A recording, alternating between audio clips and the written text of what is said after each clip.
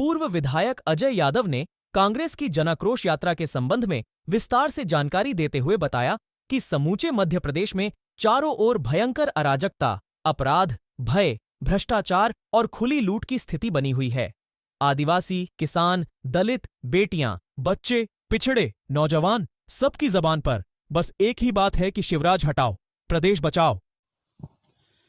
भाजपा की जन आशीर्वाद यात्रा के चलते अब कांग्रेस जन आक्रोश रैली निकालने जा रही है, जो 26 सितंबर को टीकमगढ़ में आने वाली है। इसी संबंध में हम बात करेंगे पूर्व विधायक अजय यादव जी से। उनसे समझेंगे कि जन आक्रोश जो यात्रा निकाली जा रही है कांग्रेस की, उसका मकसद क्या है और इससे क्या आप संदेश देना चाहेंगे जनता को कैसे आप कांग्रेस पार्टी की ओर लेके आएंगे। अजय जी, आप बताएं, भाजपा ने जो जन आशीर्वाद यात्रा निकाली है, उनका कहना है कि हमें चूंकि जनता का आशीर्वाद मिल रहा है लगातार पिछले कई वर्षों से, कांग्रेस को चूंकि आक्रोश मिल रहा है तो वो निकाल रहे हैं जन आक्रोश यात्रा। इस बारे में आपका क्या? सबसे पहले सूर्य न्यूज़ 24 के सभी दर्शकों को और टीकमगढ़ के जिले के सभी वासियों को मेरा नमस्कार। जैसा कि आपने कहा कि जन आक्रोश रैली किस लिए, आप देख रहे होंगे लगभग इन लोगों को 18 साल हो गए। यदि 15 महीने की सरकार छोड़ दो आप, और 15 महीने में कमलनाथ जी का चेहरा, आज हम लोग चेहरे पे चुनाव लड़ रहे हैं और मध्य प्रदेश में सब लोग जानते हैं कि यदि मुख्यमंत्री बनेंगे तो कमलनाथ जी बनेंगे। यदि इतना ही जन आशीर्वाद लेना है तो मुख्यमंत्री जी का चेहरा क्यों छुपा रहे हैं वो? उन्हें अब चेहरा बताना चाहिए कि हम मुख्यमंत्री शिवराज जी ने जो काम किए हैं उस बेस पे हम जनता से वोट मांग रहे हैं और शिवराज जी को सपोर्ट कीजिए। लेकिन वो उनका चेहरा छुपा रहे हैं। कहीं केंद्र के नेता आ रहे हैं, कहीं प्रधानमंत्री जी आ रहे हैं। कुल मिला के जो अभी जनता का जो माहौल है पूरे प्रदेश में, चाहे आप बेरोजगारी की तरफ चले जाओ, आप नौकरियां नहीं दे पाए, एक नौकरियां नहीं दे पाए, महंगाई चरम सीमा पे, आप खाली ध्यान बांटना चाहते हैं दूसरी चीज़ें में। किसानों की स्थिति क्या है? आज किसानों पे जो लाडली बहना के नाम पे जो 1,000 रुपये दे रहे हैं, आपने कभी ये नहीं पूछा उन लोगों से कि खाद के रेट इतने कैसे आगे हो गए? किसान सबसे ज़्यादा परेशान है। उसकी आय दुगनी की जगह वो इतने घाटे में चल रहा है कि आप देख रहे होंगे जगह जगह किसान आत्महत्या की कगार पे हैं। लेकिन आज पूरे प्रदेश में जो आप कह रहे हो कि जन आक्रोश किस लिए, जन आक्रोश है कमलनाथ जी की लहर चल रही है और आपको जो 1.5-2 महीने में जो चुनाव होने वाले, आपको रेट सब सामने आ जाएंगे। कमलनाथ जी की लहर चल रही है आपने कहा, लेकिन अभी कुछ दिनों में देखने में आया है कि कमलनाथ जी या कांग्रेस पार्टी सिर्फ सोचती है और भाजपा उसके आगे कदम बढ़ा के उस चीज़ को कर देती है। जैसे कि उदाहरण के तौर पे अपन देखें कि कमलनाथ जी ने कहा था कि हम 1500 रुपये हर महिला को देंगे। उसको लेकर इनने सिर्फ कहा, भाजपा ने उस योजना को धरातल पे उतार दिया। तो कहीं ना कहीं कांग्रेस अभी भी पीछे है, ऐसा अपन समझें क्या? देखो, सरकार उनकी है 18 साल से, सवाल भी उन्हीं से होंगे, सवाल हमसे नहीं होंगे। 15 महीने में कमलनाथ जी की सरकार आई। कमलनाथ जी जो भी कर सकते थे, ज़्यादा से ज़्यादा आप समझो कि 2-3 महीने तो आचार संहिता में निकल गए। लगभग 11 ही महीने सरकार चली है कमलनाथ जी की, इससे ज़्यादा नहीं चली है। लेकिन 11 महीने में भी आम आदमियों ने, यदि पूछो दी अंतरात्मा से कि आदमियों के 100 रुपये बिल आए थे कि नहीं आए थे, 27 लाख किसानों का कर्जा माफ़ हुआ था कि नहीं हुआ था, इतनी कई योजनाएं, ट्रांसफरों, टीचर्स के ट्रांसफ़र पूछना, जो भ्रष्टाचार की जो बात करते हैं, 50,000 टीचर्स के ऑनलाइन ट्रांसफ़र हुए हैं इसी प्रदेश में। तो कुल मिला के एक सुशासन की तरफ बढ़ रहे थे। और सुशासन का अर्थ खाली एक चीज़ नहीं होती कि सुशासन में किसको लाभ होता किसको नहीं होता। शासकीय जितने अधिकारी हैं, मैं उन लोगों से भी कहना चाहता हूँ कि जो अच्छे अच्छे लोग हैं उनको तो लाइन अटैच करके बैठे हुए हैं, दूसरे लोग आके मजे मार रहे हैं। तो सुशासन जब आता है तो चाहे वो अच्छे अधिकारी हों, वो अच्छी जगह पे पहुंचते हैं जहां उनको पहुंचना चाहिए। आप देखते होंगे कि इस देश में जो माहौल चल रहा है अभी वर्तमान में, अपने प्रदेश में माहौल चल रहा है, लोगों में शासन और प्रशासन के प्रति आदमियों की एक तरह से, जो कहते हैं ना कि लोकतंत्र खतरे में है, लोकतंत्र खतरे में इसलिए है, जहाँ तक आप लोग समझो उस चीज़ को, लोकतंत्र खतरे में कि आज के समय में इतने साल बाद 75 साल आज़ादी को हो गए, और इसके बाद में भी जब आपका कोई टीआई का ट्रांसफ़र हो जाता है, कोई कलेक्टर का ट्रांसफ़र हो जाता है, तो कहीं पटाखे फूटते हैं और कहीं उस आदमी पे आके ही जब वो आता है और लोग ये ज़रूर पूछते हैं कि ये किस वर्ग का है, ये किस जाति का है। कि कुल मिला के आदमियों को विश्वास नहीं रहा, इन अधिकारियों पे भी विश्वास नहीं रहा। जाति पहले पूछते हैं कि कलेक्टर आए तो किस बिरादरी का है। तो ये जो स्थिति बन रही है, ऐसे ही मैं राजनीतिक तौर पे मानता हूँ नेताओं को। नेता किसी जाति का नहीं हो सकता, नेता बन सकता है, किसी जाति का बन सकता है, लेकिन वो सभी के लिए बराबर है। और जहाँ भी उसको ज़रूरत पड़ेगी लोगों को, और लोगों को लगता है कि हमारे साथ में अन्याय हो रहा है और वो उस नेता के पास में आता है, तो मुझे लगता है कि ऐसे लोगों को मदद करना चाहिए। जातिवाद की आपने बात कही, सबसे ज़्यादा आरोप तो जातिवाद फैलाने के लगे हैं कांग्रेस पार्टी पे। कहा गया है कि जब कांग्रेस की सरकार रहती थी तो सबसे ज़्यादा जातियों में बांटकर उनने वोट लिए और सरकार बनाई अपनी। आज चूंकि सरकार नहीं है तो वही आरोप भाजपा पे लग रहा है।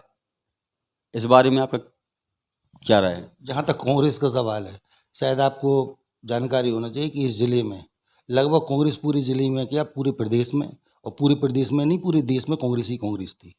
कुछ कारण रहे हैं जिस ज़िले में, जैसे आज मैं बैठा हुआ हूँ, मैं एनएसयूआई का अध्यक्ष था, महामंत्री था, सॉरी। मेरी बहन इसी कॉलेज में, यहीं टीकमगढ़ कॉलेज में 87 में आपकी गर्ल्स कॉलेज की प्रेसिडेंट थी एनएसयूआई से। कुछ कारण रहे हैं लोगों ने कहीं ना कहीं लोगों से चूक हुई है। भारतीय जनता पार्टी के तो लोग झंडे लगाने वाले भी नहीं मिलते थे ग्रामीण क्षेत्रों में, लेकिन धीरे धीरे लोग निकलते चले गए। लोगों की जो योग्यताओं के साथ में जो खिलवाड़ हुआ, उसका जो हर्जाना है वो कांग्रेस ने उठाया। इसके कारण से धीरे धीरे अन्य पार्टियां बढ़ गई और कांग्रेस थोड़ी सी कम। अब कमलनाथ जी का समय आए, और मुझे लगता है कि पूरे प्रदेश में कमलनाथ जी की जो वर्किंग है, संगठन आधारित काम करने का तरीका है, तो धीरे धीरे आप खुद देखना कि भाजपा छोटी होती चली जाएगी और कांग्रेस बढ़ती चली जाएगी। संगठन की आपने बात की, कमलनाथ जी भी वही हैं, संगठन भी वही है। यही संगठन 2018 में भी था, जनता ने आपको मैंडेट दिया था, सरकार बनाई थी। लेकिन ऐसी क्या कमी रह गई थी कमलनाथ जी के नेतृत्व में कि आपका संगठन बिखर के टूट गया और फिर भाजपा में जाके मिल गया? और इसकी क्या गारंटी है कि आगे ऐसा नहीं होगा? आप ठीक कह रहे हो बात। एक्चुअल सत्य ये है कि जो मध्य प्रदेश में जो उसको कांग्रेस की आप एक तरह से एक धड़ा टूटा, जो सिंधिया जी गए उनने उसका फ़ायदा उठाया। सही बात यह है कि वो अपनी हार नहीं झेल पाए। वो लोकसभा चुनाव हारे, उसके बाद में उन्हें लगा कि अब इस पार्टी में मुझे लगता है कि मेरा भविष्य नहीं है, इसलिए वो भविष्य तलाशने चले गए। अब वो लगता है कि वो गलत चले गए, वहाँ उनको वो सम्मान नहीं मिल सकता जो उनको कांग्रेस में मिलता रहा है। सम्मान नहीं मिल सकता, ये तो ठीक है। अभी मीडिया में भी आ रहा था कि सिंधिया जी शायद कांग्रेस में आने के लिए उतावले हैं या आना चाहते हैं या आने की संभावना है, और कांग्रेस की तरफ से भी बयानबाजी हो रही है कि नहीं, अब इस बार उनको नहीं लेंगे। ये तो होगी सिंधिया जी की बात, लेकिन चूंकि अभी बात करेंगे अपन जन आक्रोश यात्रा की। जन आक्रोश यात्रा जो है, आप लोगों का कहना है कि ये जनता का आक्रोश है, लेकिन सरकार बनते ही नेताओं में आक्रोश हो जाता, आपकी सरकार बिखर जाती। एक नहीं कई उदाहरण हैं। अगर फिर से जनता ने मैंडेट दिया आपको, तो क्या इसकी गारंटी होगी कि सरकार अब नहीं टूटेगी, सरकार बनेगी और विकास होगा? जहाँ तक सवाल आपने जो कहा कि टूटने के बाद, तो जितना कांग्रेस को एक्सपीरियंस है पूरे देश में, चाहे वो केंद्र सरकार चलाने का हो चाहे स्टेट गवर्नमेंट का हो, इतना किसी के पास में अभी तक किसी ने इतनी सत्ता नहीं पाई है जितनी कांग्रेस ने पाई। और कांग्रेस ने लगातार चलाई है। 2003 तक तो कांग्रेस ही की सरकार थी यहाँ, उसके पहले लगभग 50 साल तक लगभग कांग्रेस की सरकार रही। तो आप ये नहीं कह सकते कि हमको एक्सपीरियंस नहीं है। ठीक है, समय जिस ढंग से खरीद फरोख्त हो रही है, आप देख रहे होंगे, आप महाराष्ट्र में देखा होगा आपने, अभी कितना टीवी चैनल्स पर जो कर्नाटक का जो चुनाव हुआ, उसमें सर्वे तो दूसरा बता रहे थे। अभी अपने मध्य प्रदेश में देखना आप, कुछ दिनों में अभी आपको आगे दिखा रहे हैं कांग्रेस को, अभी चुनाव आते आते तक पीछे दिखाने लगे। ये सब शास्त्र हैं, लेकिन जनता इसमें मानने वाली नहीं है। मध्य प्रदेश में परिवर्तन तय है, और मध्य प्रदेश में परिवर्तन क्या पूरी लहर चल रही है, कमलनाथ जी की चल रही है, राहुल गांधी जी की यात्रा जो पूरे देश में निकली, उससे कांग्रेस में वातावरण, और कांग्रेस पुनः अपने पुराने जो ढांचा पे जो भी गलतियां हुई होंगी उन गलतियों को सुधारते हुए आगे बढ़ रही है। जन आक्रोश यात्रा आपकी आ रही है, चूंकि चुनाव आ गए हैं। अभी विगत 3 वर्षों में जब से भाजपा की सरकार पुनः बनी और फिर उसके बाद काम शुरू हुए, भ्रष्टाचार के भी आरोप लगे, लेकिन इन आरोपों में जनता भी परेशान हुई, लेकिन इन आरोपों में कांग्रेस का एक भी नेता धरातल पे नहीं दिखा और चुनाव आते ही पूरी भीड़ आ गई। तो इसको क्या कहेंगे आप? देखो, पार्टी के एक निश्चित कार्यक्रम चलते हैं, ऊपर से चलते हैं। लगभग पूरे कार्यक्रम यहाँ आपके ज़िले में कार्यक्रम होते रहे, आप लोग भी पहुँचते रहे। कम हुए ज़्यादा हुए, 2 साल का कोरोना काल, आप सोचो कि जिस समय यहाँ सरकार बदली, पूरा देश त्राही कर रहा था, मौत से लड़ रहा था, आदमी संघर्ष कर रहा था, और जे लोग यहाँ सरकार बनाने में जोड़ तोड़ में लगे हुए थे। आप इन लोगों की इसको क्या कहेंगे अपन? मतलब यहाँ आपदा चल रही है, आपने इसी नगर टीकमगढ़ में लगभग 2-3 हज़ार लोग खत्म हुए हैं। कभी आप लोगों ने मुद्दा उठाया है कि 150 के आंकड़े कैसे हो गए कि पूरे जिले में 20-21 में खाली 130-40 लोग खत्म हुए हैं। इधर 40 आदमी तो हमारी कॉलोनी में खत्म हो गए, इसी कॉलोनी में खत्म हो गए लोगों। तो कुल मिला के सरकार ने जो एक गंदा खेल खेला, और जो 3 साल जो जिस ढंग से विधायकों ने जो कार्यकाल रहा, अभी बाद का जो कमलनाथ जी के बाद में इनने जो तांडव मचाया है, वो पूरे जिले ने देखा है, और मुझे लगता है कि इसका जवाब जनता देगी। जन आक्रोश यात्रा के बारे में बताएं, ये कब आ रही है और इसको लेके क्या आप लोगों ने तैयारियां की हैं? जन आक्रोश रैली 25 तारीख को प्रवेश कर रही है।